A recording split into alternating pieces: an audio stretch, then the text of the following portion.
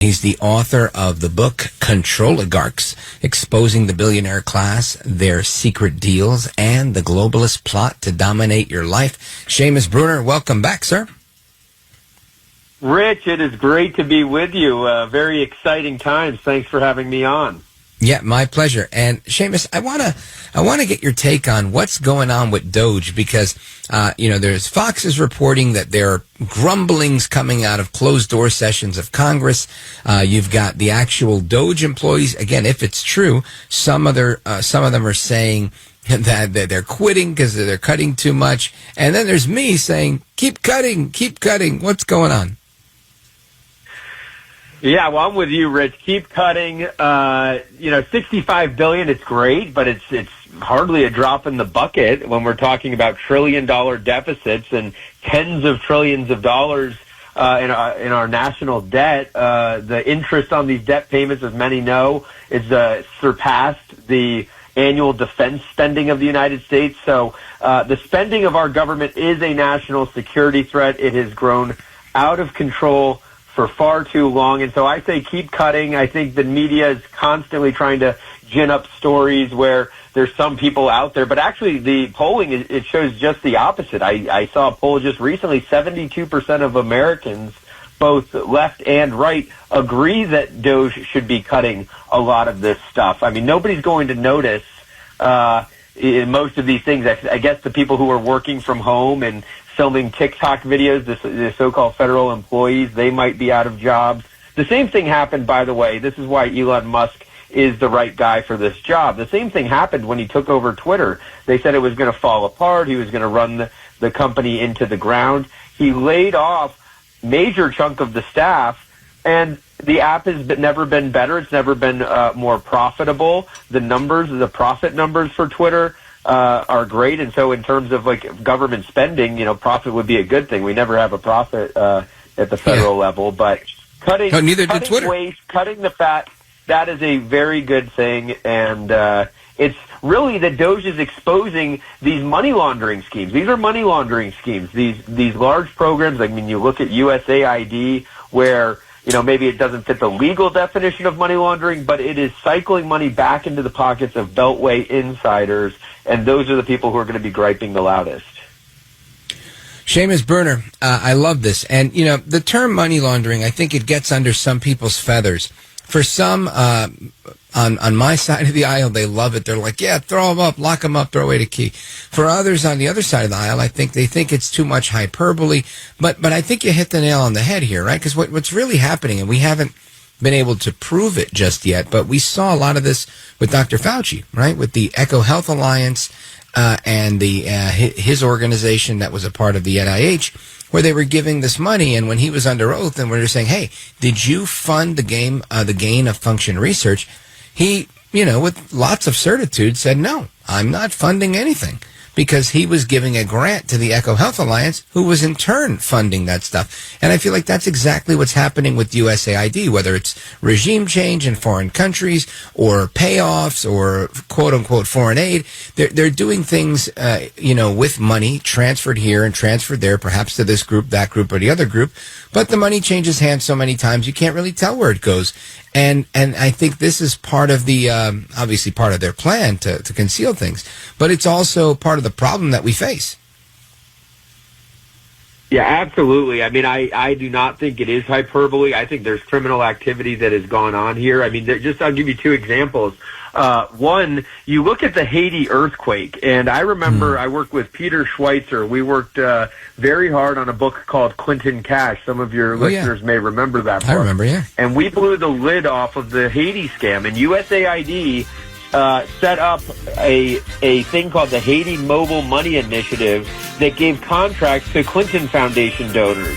Now, pause right there, Seamus. We're going to come right back because that's a juicy story, and I don't want to cut you off. And we've got to take a quick pause here. Folks, we're coming right back with Seamus Bruner, Director of Research at the Government Accountability Institute and author. Don't go anywhere. I'm Rich Valdes. I want to wrap up this story with Seamus Bruner. He's the author of Controligarchs, Exposing the Billionaire Class, Their Secret Deals, and the Globalist Plot to Dominate Your Life. And Seamus, just a moment ago, we talked about how Bill Clinton, or how the Clinton Foundation had gotten their hands into some of this USAID money during the Haiti earthquakes and the aftermath thereof. And that doesn't sound too differently than what's going on with this Epstein list. And we'll get to that in a moment. But let's put a finer point on that. Seamus. Yeah, Rich, great to be back with you. So the Haiti story actually does have a significant overlap with the Epstein story, and there's actually quite a few Clinton Foundation donors who visited the island and flew on the jet with Jeffrey Epstein. Now, it's important for people to know, a lot of people talk about a so-called client list, and I'm not aware of a client list. A lot of people conflate the flight logs with a client list, and as that clip you just played a moment ago makes clear, just because someone flew on a plane or was photographed at a party, that does not mean that they are guilty of engaging in underage sex trafficking and crimes like that. But what we do know is last year in court, the bank JPMorgan, this was Epstein's bank, admitted that they had facilitated the victims of Jeffrey Epstein sued the bank because it was central to his operations. It's where the money flowed in and out of his accounts. The bank actually admitted in court that they had facilitated over $1 billion in human trafficking related payments. And then they gave all those records over to the Treasury Department. And of course, the Justice Department would have them too. And so for Attorney General Pam Bondi, I'm sure that she is looking at this. You need to follow the money because that is for services rendered. And JPMorgan has already admitted culpability. They paid out hundreds of millions of dollars. I think a settlement close to, it was $365 million to avoid going to trial. So insofar as there is such a thing as a Epstein client list, the bank JPMorgan would have, and the Treasury Department and now the DOJ, that's for the money paid. I mean, there's a number of people who paid him a lot of money. Man, this is a bombshell, right? This is some very significant overlap. So where do you think this goes? And I know you don't have a crystal ball, but it seems like you've got your finger on the pulse of a lot of these loose ends. And it seems to me like they're going to have to tug on these threads and see, how they unravel. And by they, I mean Attorney General Bondi, Director Patel, at all. They have no choice but to kind of follow the facts. Yeah, absolutely. And so just as you can't, Ghislaine Maxwell, Epstein is, that he was found dead, but Ghislaine Maxwell was also charged and convicted and is now in prison for sex trafficking crimes. And everybody is wondering, and everybody knows, you can't sex traffic to nobody. So there must be a number of people who are involved in this sex trafficking ring. And just like you can't sex traffic to no one, you can't receive money from no one. And so all of the money that Epstein received, over $1 billion, according to JPMorgan, that has a from line on the wire transfers. It's to Jeffrey Epstein. It's from somebody. And so those people, I am sure that is who Attorney General Bondi and FBI Director Kash Patel need to be looking into. This is pretty interesting stuff, Seamus Bruner.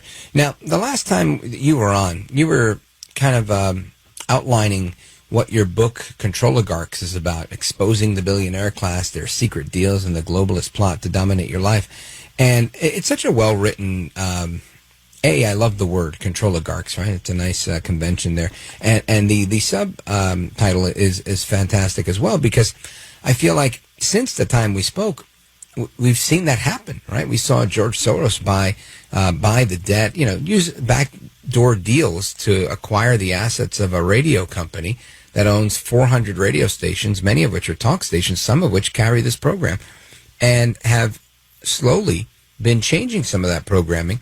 And it appeared, at least, from my perspective, as an attempt to stifle the ability to reach people with certain information in the lead up to the 2024 election. Now, call me a crazy conspiracy theorist that wears tinfoil hats to bed, but I might be onto something. Maybe I'm not. But this is what your book is about, and we've kind of seen that happening. Isn't that interesting?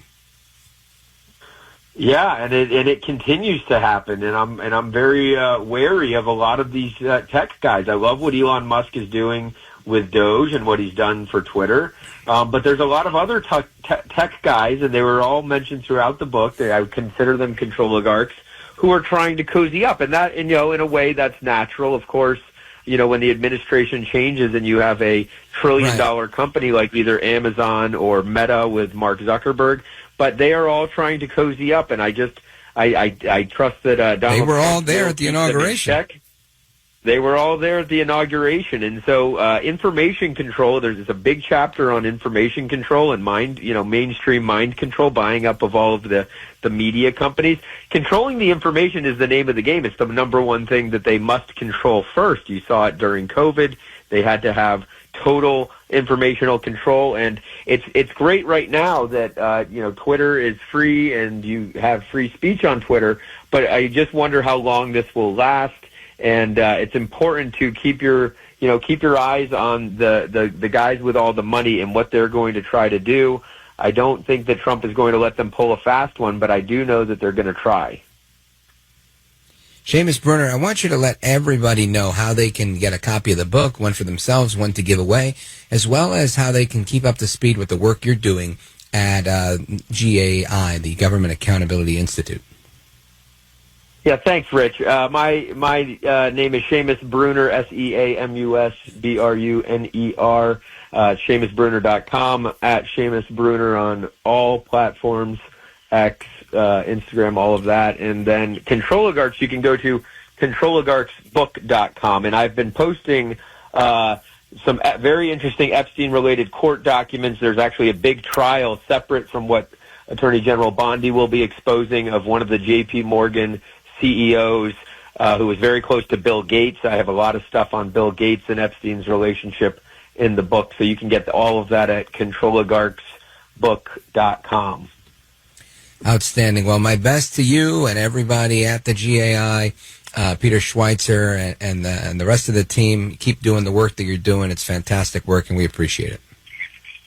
Have a great night, Rich. Thank you.